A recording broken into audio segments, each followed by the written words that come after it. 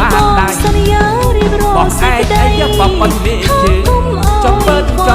ក៏វាមានតម្លៃចំណែកបងគេតែបបិនតែបានដៃគេមានតម្លៃអីណែ35000គេមានតម្លៃអីណែ35000អាយ៉ាយូរថ្លៃណាស់លីស៊ីក្បាត់រកលុយមិនតន់